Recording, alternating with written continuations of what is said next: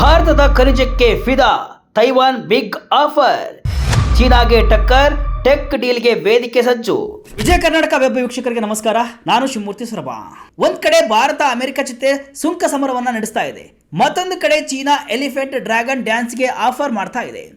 ಇದರ ನಡುವೆ ಭಾರತಕ್ಕೆ ಸಂಬಂಧಪಟ್ಟಂತೆ ಮಹತ್ವದ ಬೆಳವಣಿಗೆ ಸಂಭವಿಸಿದ್ದು, ಇದು ಜಾಗತಿಕ ತಂತ್ರಜ್ಞಾನ ಮತ್ತು ಸಂಪನ್ಮೂಲಗಳ ಸಮೀಕರಣವನ್ನೇ ಬದಲಿಸಬಲ್ಲ ಬಿಗ್ ಡೆವಲಪ್ಮೆಂಟ್ ಆಗಿದೆ. ಚೀನಾ ಜೊತೆ ವಿರೋಧ ಕಟ್ಟಿಕೊಂಡಿರುವ ತೈವಾನ್ ಭಾರತಕ್ಕೆ ಬಿಗ್ ಆಫರ್ ನೀಡಿದ್ದು, ನಮ್ಮ ಬಳಿ ಟೆಕ್ನಾಲಜಿ ಇದೆ, ನಿಮ್ಮ ಬಳಿ ಖನಿಜಗಳಿವೆ, ಬನ್ನಿ ಒಟ್ಟಿಗೆ ಭವಿಷ್ಯವನ್ನ ನಿರ್ಮಿಸೋಣ ಅಂತ ಭಾರತಕ್ಕೆ ತೈವಾನ್ ನೇರ ಆಹ್ವಾನವನ್ನ ನೀಡಿದೆ.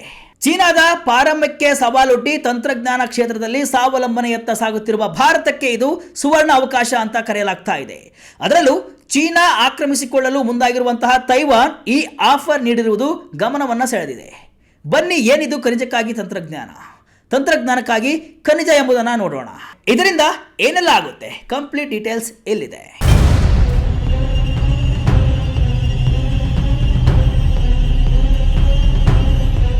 ಹೌದು, ಹೊಸ ದಿಲ್ಲಿಯಲ್ಲಿ ನಡೆದ ತೈವಾನ್ ಎಕ್ಸ್ಪೋ 2025 ಭಾರತ ಮತ್ತು ತೈವಾನ್ ನಡುವಿನ ಆರ್ಥಿಕ ಸಂಬಂಧಗಳಿಗೆ ಹೊಸ ದಿಕ್ಕನ್ನು ನೀಡುವ ವೇದಿಕೆಯಾಗಿ ಬದಲಾಗಿದೆ.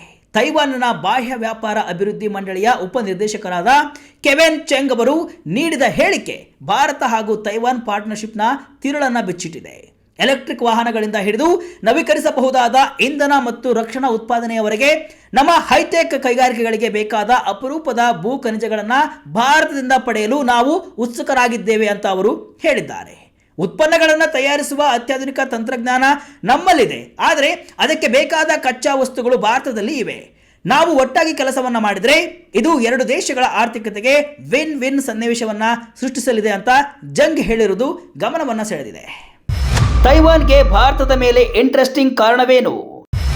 ಭಾರತದ ಬಳಿ ಎಷ್ಟು ಅಪರೂಪದ ಖನಿಜ ಇದೆ? ಅಂದ ಹಾಗೆ ತೈವಾನ್ಗೆ ಭಾರತದ ಮೇಲೆ ಇಷ್ಟೊಂದು ಇಂಟ್ರೆಸ್ಟ್ ಬರಲು ಕಾರಣವೇನೆಂಬುದನ್ನು ಗಮನಿಸಿದರೆ, ಇಂಡಿಯಾ ಬ್ರ್ಯಾಂಡ್ ಈಕ್ವಿಟಿ ಫೌಂಡೇಶನ್ ಪ್ರಕಾರ ಭಾರತವು ಸುಮಾರು 6.9 ದಶಲಕ್ಷ ಮೆಟ್ರಿಕ್ ಟನ್ಗಳಷ್ಟು ಅಪರೂಪದ ಭೂಮಿಯ ಖನಿಜಗಳ ನಿಕ್ಷೇಪವನ್ನು ಹೊಂದಿದೆ. ಇದು ಜಗತ್ತಿನಲ್ಲೇ 3ನೇ ಅತಿ ದೊಡ್ಡ ನಿಕ್ಷೇಪವಾಗಿದೆ. ಚೀನಾ ಮತ್ತು ಬ್ರೆಜಿಲ್ ನಂತರ ಭಾರತ ಈ ಪಟ್ಟಿಯಲ್ಲಿದೆ. ಭಾರತದ ಭೂಗರ್ಭ ನೋಡಿ ತೈವಾನ್ ಭಾರತದ ಜೊತೆ ಸ್ನೇಹ ಸಂಬಂಧವನ್ನು ಬೆಳೆಸಲು ಮುಂದಾಗಿದೆ. ಆದರೆ ದುರದೃಷ್ಟವಶಾತ್ ಇಷ್ಟೆಲ್ಲ ಸಂಪತ್ತಿದ್ರೂ ಕೂಡ ಭಾರತ ತನ್ನ ಈ ಅಪಾರ ಸಂಪನ್ಮೂಲವನ್ನು ಪೂರ್ಣ ಪ್ರಮಾಣದಲ್ಲಿ ಬಳಸಿಕೊಳ್ಳುವಲ್ಲಿ ಹಿಂದೆ ಬಿದ್ದಿದೆ. ಒಂದು ವೇಳೆ ಇದನ್ನು ಸರಿಯಾಗಿ ಬಳಸಿಕೊಂಡ್ರೆ ಎಲೆಕ್ಟ್ರಿಕ್ ವಾಹನಗಳ ಬ್ಯಾಟರಿಯಿಂದ ಹಿಡಿದು ಅತ್ಯಾಧುನಿಕ ರಕ್ಷಣಾ ವ್ಯವಸ್ಥೆಗಳವರೆಗೆ ಎಲ್ಲದಕ್ಕೂ ಆಧಾರವಾಗಿರುವ ಈ ನಿರ್ಣಾಯಕ ಖನಿಜಗಳನ್ನು ಜಗತ್ತಿಗೆ ಪೂರೈಸುವ ದೀರ್ಘಕಾಲೀನ ಶಕ್ತಿಯಾಗಿ ಭಾರತ ಹೊರಹೊಮ್ಮಬಹುದು. ಭಾರತದ ಗಣಿ ಸಚಿವಾಲಯವು ಈಗಾಗಲೇ ಈ ನಿಟ್ಟಿನಲ್ಲಿ ಕಾರ್ಯಪ್ರವೃತ್ತವಾಗಿದ್ದು, ಖನಿಜ ಭದ್ರತಾ ಪಾಲುದಾರಿಕೆ ಮತ್ತು ಇಂಡೋ ಪೆಸಿಫಿಕ್ ಆರ್ಥಿಕ ಚೌಕಟ್ಟಿನಂತಹ ಜಾಗತಿಕ ವೇದಿಕೆಗಳಲ್ಲಿ ಸಕ್ರಿಯವಾಗಿ ತೊಡಗಿಸಿಕೊಂಡು ಪೂರೈಕೆ ಸರಪಳಿಯನ್ನ ಭದ್ರತಾಪಡಿಸಿಕೊಳ್ಳಲು ಯತ್ನಿಸ್ತಾ ಇದೆ. ಭಾರತದ ಸೆಮಿಕಂಡಕ್ಟರ್ ಕನಸಿಗೆ ತೈವಾನ್ ಜೀವ. ಭಾರತ ಹಾಗೂ ತೈವಾನ್ ನಡುವಿನ ಒಪ್ಪಂದದ ಇನ್ನೊಂದು ಪ್ರಮುಖ ಭಾಗವೆಂದರೆ ಸೆಮಿಕಂಡಕ್ಟರ್. ತೈವಾನ್ನ ಸೆಮಿಕಂಡಕ್ಟರ್ ಕಂಪನಿಗಳು ಭಾರತದಲ್ಲಿ ದೊಡ್ಡ ಮಟ್ಟದ ಹೂಡಿಕೆಗೆ ಸಿದ್ಧವಾಗಿವೆ ಅಂತ ಕೆವೆನ್ ಜಂಗ್ ಖಚಿತಪಡಿಸಿದ್ದಾರೆ.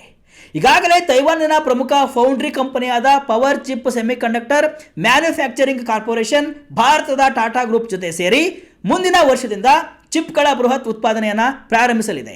ಮೈಕ್ರೋ ಸೆಮಿಕಂಡಕ್ಟರ್ ಮತ್ತು ಅಪ್ಲೈಡ್ ಮೆಟೀರಿಯಲ್ಸ್ ನಂತಹ ಕಂಪನಿಗಳು ಈಗಾಗಲೇ ಭಾರತದಲ್ಲಿ ಹೂಡಿಕೆ ಮಾಡಿವೆ. ಮುಂದಿನ ದಿನಗಳಲ್ಲಿ ಇನ್ನಷ್ಟು ಸೆಮಿಕಂಡಕ್ಟರ್ ಪೂರೈಕೆ ಸರಪಳಿ ಕಂಪನಿಗಳು ಭಾರತದ ಮಾರುಕಟ್ಟೆಗೆ ಬಂದು ಇಲ್ಲಿ ಒಂದು ಸೆಮಿಕಂಡಕ್ಟರ್ ಕ್ಲಸ್ಟರ್ ಅನ್ನ ನಿರ್ಮಿಸಲಿವೆ ಅಂತ ಚೆಂಗ್ ಭವಿಷ್ಯವನ್ನ ನುಡಿದಿದ್ದಾರೆ. ಜಗತ್ತಿನ ಸುಮಾರು 60% ಸೆಮಿಕಂಡಕ್ಟರ್ಗಳನ್ನು ತೈವಾನ್ನೇ ಉತ್ಪಾದಿಸ್ತಾ ಇದೆ. ಆದರೆ ಬದಲಾಗುತ್ತಿರುವ ಜಾಗತಿಕ ರಾಜಕೀಯ ಮತ್ತು ಪೂರೈಕೆ ಸರಪಳಿಯ ಸವಾಲುಗಳಿಂದಾಗಿ ಭಾರತವು ತನ್ನ ಬೃಹತ್ ಮಾರುಕಟ್ಟೆ, ಪ್ರತಿಭಾವಂತ ಹ್ಯೂಮನ್ ಸೋರ್ಸ್ ಮತ್ತು ಆಯಕಟ್ಟಿನ ಸ್ಥಳದಿಂದ ಹೊಸ ಹೂಡಿಕೆದಾರರಿಗೆ ಆಕರ್ಷಕ ತಾಣವಾಗಿ ಮಾರ್ಪಟ್ಟಿದೆ. ಭಾರತ ಹಾಗೂ ತೈವಾನ್ ನಡುವಿನ ಪಾಲುದಾರಿಕೆಯ ಸೌಂದರ್ಯ ಎರಡು ದೇಶಗಳ ಪೂರಕ ಶಕ್ತಿಯಲ್ಲಿ ಅಡಗಿದೆ. ಸೆಮಿಕಂಡಕ್ಟರ್, ಎಲೆಕ್ಟ್ರಾನಿಕ್ಸ್ ಮತ್ತು ಸ್ಮಾರ್ಟ್ ಯಂತ್ರೋಪಕರಣಗಳಲ್ಲಿ ಜಗತ್ತೇ ಮೆಚ್ಚುವ ಉತ್ಪಾದನಾ ತಂತ್ರಜ್ಞಾನ ಮತ್ತು ಪರಿಣಿತಿಯನ್ನ ತೈವಾನ್ ಹೊಂದಿದ್ರೆ, ಅಪಾರ ಪ್ರಮಾಣದ ಅಪರೂಪದ ಖನಿಜಗಳು, ನುರಿತ ಮಾನವ ಸಂಪನ್ಮೂಲ ಮತ್ತು ದಿನೇ ದಿನೇ ಬೆಳೆಯುತ್ತಿರುವಂತಹ ಬೃಹತ್ ಗ್ರಾಹಕ ಮಾರುಕಟ್ಟೆಯನ್ನ ಭಾರತ ಹೊಂದಿದೆ. ಈ ಎರಡರ ಸಮ್ಮಿಲನವಾದರೆ ಜಗತ್ತಿನಲ್ಲಿ ಹೊಸ ಶಕ್ತಿ ಉದಯವಾಗುವುದರಲ್ಲಿ ಎರಡು ಮಾತಿಲ್ಲ. ಅಪರೂಪದ ಈ ಭೂಖನಿಜಗಳು ಹಾಗೂ ಟೆಕ್ ಸೆಕ್ಟರ್ ಅನ್ನು ಹೊಂದಿರುವಂತಹ ಚೀನಾಗೆ ಇದು ನೇರ ಸವಾಲಾಗಲಿದೆ. ಇದರ ಜೊತೆ ನಮ್ಮಲ್ಲಿ ಉತ್ಪಾದನಾ ತಂತ್ರಜ್ಞಾನದ ದಾರಿ ಇದೆ, ನಿಮ್ಮಲ್ಲಿ ಪ್ರತಿಭೆಗಳ ಸಮೂಹವಿದೆ. ಭವಿಷ್ಯದಲ್ಲಿ ನಾವು ಒಟ್ಟಾಗಿ ಕೈಗಾರಿಕೆಗಳ ಸವಾಲುಗಳನ್ನು ಎದುರಿಸಬಹುದು ಅಂತ ಚೆಂಗ್ ಹೇಳಿದ್ದಾರೆ. ಅಮೆರಿಕ ಕೂಡ ತೈವಾನ್ನ ಆಫರ್ ಅನ್ನ ಬೆರಗುಗಣ್ಣಿನಿಂದ ನೋಡ್ತಾ ಇದೆ. ಮೈನ್ ಟೆಕ್ ಡೀಲ್ ನಿಂದ ಏನೆಲ್ಲ ಉಪಯೋಗ? ಭಾರತ ಹಾಗೂ ತೈವಾನ್ ಪಡೆಯೋದು ಏನು? ಭಾರತ ಹಾಗೂ ತೈವಾನ್ ನಡುವೆ ನಡೆಯುತ್ತಿರುವಂತಹ ಈ ಒಪ್ಪಂದದಿಂದ ಭಾರತಕ್ಕೆ ಆಗುವ ಉಪಯೋಗಗಳು ಏನು ಎಂಬುದನ್ನು ಗಮನಿಸಿದರೆ, ವಿರಳ ಖನಿಜಗಳ ಸಂಸ್ಕರಣೆ, ಸೆಮಿಕಂಡಕ್ಟರ್ ತಯಾರಿಕೆ, ನವೀಕರಿಸಬಹುದಾದ ಇಂಧನ ಮತ್ತು ಎಲೆಕ್ಟ್ರಾನಿಕ್ಸ್ ಉತ್ಪಾದನೆಯಲ್ಲಿ ತೈವಾನ್ ಹೊಂದಿರುವ ಅತ್ಯಾಧುನಿಕ ತಂತ್ರಜ್ಞಾನವನ್ನು ಪಡೆಯಲು ಭಾರತಕ್ಕೆ ಅವಕಾಶ ಸಿಗಲಿದೆ. ಇಂಡಿಯಾ ಸೆಮಿಕಂಡಕ್ಟರ್ ಮಿಷನ್ ಮತ್ತು ಉತ್ಪಾದನೆ ಆಧಾರಿತ ಪ್ರೋತ್ಸಾಹ ಯೋಜನೆಗಳಡಿ ಸೆಮಿಕಂಡಕ್ಟರ್, ಎಲೆಕ್ಟ್ರಿಕ್ ವಾಹನಗಳು ಮತ್ತು ಶುದ್ಧ ಇಂಧನದಂತಹ ಪ್ರಮುಖ ವಲಯಗಳಲ್ಲಿ ವಿದೇಶಿ ಹೂಡಿಕೆ ಮತ್ತು ಜಂಟಿ ಯೋಜನೆಗಳನ್ನು ಆಕರ್ಷಿಸಲು ಇದು ಸಹಕಾರಿಯಾಗಲಿದೆ. ದೇಶೀಯವಾಗಿ ಸುಧಾರಿತ ಉತ್ಪಾದನಾ ಪರಿಣಿತಿಯನ್ನು ಬೆಳೆಸುವ ಮೂಲಕ ಆಮದಿನ ಮೇಲಿನ ಅವಲಂಬನೆಯನ್ನು ಕಡಿಮೆ ಮಾಡಿಕೊಂಡು ಜಾಗತಿಕ ಪೂರೈಕೆ ಸರಪಳಿಯಲ್ಲಿ ಭಾರತ ತನ್ನ ಸ್ಥಾನವನ್ನು ಬಲಪಡಿಸಿಕೊಳ್ಳಬಹುದು. ಇದರಿಂದ ತೈವಾನ್ಗೆ ಆಗುವ ಪ್ರಮುಖ ಪ್ರಯೋಜನಗಳೇನು ಅನ್ನೋದನ್ನು ಗಮನಿಸಿದರೆ, ತನ್ನ ಎಲೆಕ್ಟ್ರಾನಿಕ್ಸ್ ಮತ್ತು ಸೆಮಿಕಂಡಕ್ಟರ್ ಉದ್ಯಮಗಳಿಗೆ ಅತ್ಯಗತ್ಯವಾಗಿರುವಂತಹ ನಿರ್ಣಾಯಕ ಖನಿಜಗಳಿಗಾಗಿ ಚೀನಾದ ಮೇಲಿನ ಅವಲಂಬನೆಯನ್ನು ಕಡಿಮೆ ಮಾಡಲು ಭಾರತವು ಒಂದು ಸ್ಥಿರ ಮತ್ತು ವಿಶ್ವಾಸಾರ್ಹ ಮೂಲವಾಗಲಿದೆ. ಭಾರತದ ಬೃಹತ್ ಮತ್ತು ವೇಗವಾಗಿ ಬೆಳೆಯುತ್ತಿರುವಂತಹ ಮಾರುಕಟ್ಟೆಯಲ್ಲಿ ಉತ್ಪಾದನೆ ಮತ್ತು ಸಂಶೋಧನೆ ಹಾಗೂ ಅಭಿವೃದ್ಧಿ ಅವಕಾಶಗಳನ್ನು ವಿಸ್ತರಿಸಲು ತೈವಾನ್ ಕಂಪನಿಗಳಿಗೆ ಉತ್ತಮ ಅವಕಾಶ ದೊರೆಯಲಿದೆ.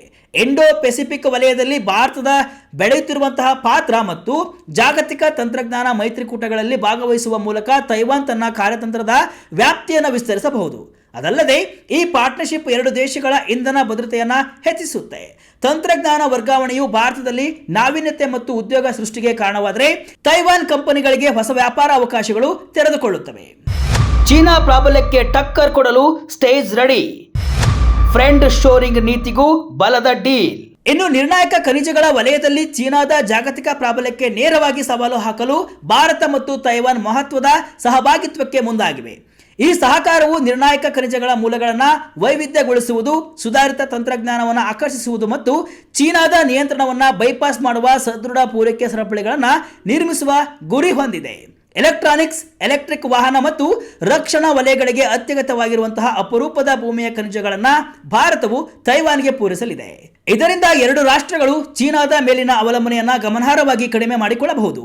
ಇದಕ್ಕೆ ಪ್ರತಿಯಾಗಿ ತೈವಾನ್ ಭಾರತದಲ್ಲಿ ಸ್ಥಳೀಯ ಸಂಸ್ಕರಣೆ ಮತ್ತು ಉತ್ಪಾದನಾ ಸಾಮರ್ಥ್ಯಗಳನ್ನು ಅಭಿವೃದ್ಧಿಪಡಿಸಲು ಹೂಡಿಕೆ ಮಾಡಲಿದ್ದು, ಇದು ಕಚ್ಚಾ ವಸ್ತುಗಳು ಮತ್ತು ತಂತ್ರಜ್ಞಾನಕ್ಕಾಗಿ ಚೀನಾದಿಂದ ಆಮದು ಮಾಡಿಕೊಳ್ಳುವುದನ್ನು ತಗ್ಗಿಸಲು ಸಹಕಾರಿಯಾಗಲಿದೆ.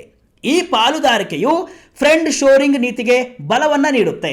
ಒಟ್ನಲ್ಲಿ ಚೀನಾ ಪ್ರಾಬಲ್ಯಕ್ಕೆ ಸೆಡ್ಡು ಹೊಡೆಯಲು ಭಾರತ ಹಾಗೂ ತೈವಾನ್ ಮಸ್ತ್ ಪ್ಲಾನ್ ಮಾಡಿವೆ. ಭಾರತಕ್ಕೆ ತನ್ನ ಕ್ಲೀನ್ ಎನರ್ಜಿ ಮತ್ತು ರಕ್ಷಣಾ ಸ್ವಾವಲಂಬನೆಯ ಗುರಿಗಳನ್ನು ತಲುಪಲು ಈ ಖನಿಜಗಳು ಮತ್ತು ತಂತ್ರಜ್ಞಾನ ಅತ್ಯಗತ್ಯ.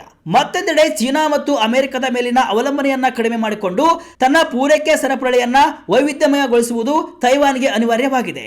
ಈ ಸಹಭಾಗಿತ್ವ ಯಶಸ್ವಿಯಾದರೆ ಅದು ಏಷ್ಯಾದ ರಾಜಕೀಯ ಮತ್ತು ಆರ್ಥಿಕ ಭೂಪಟವನ್ನೇ ಬದಲಿಸುವ ಶಕ್ತಿಯನ್ನು ಹೊಂದಿದೆ ಎಂದರೆ ತಪ್ಪಾಗಲಾರದು. ಇದಿಷ್ಟು ಇವತ್ತಿನ ವಿಶೇಷ. ಇದೇ ರೀತಿಯ ಹಲವು ವಿಶ್ಲೇಷಣೆ ಮಾಹಿತಿ ಅಷ್ಟೇ ಅಲ್ಲ, ಮನರಂಜನೆಯ ವಿಡಿಯೋಗಳಿಗಾಗಿ ವಿಜಯ ಕರ್ನಾಟಕ ವೆಬ್ಸೈಟ್, ಫೇಸ್ಬುಕ್ ಹಾಗೂ ಯೂಟ್ಯೂಬ್ ಪೇಜ್ ಅನ್ನು ಫಾಲೋ ಮಾಡಿ. ಧನ್ಯವಾದಗಳು.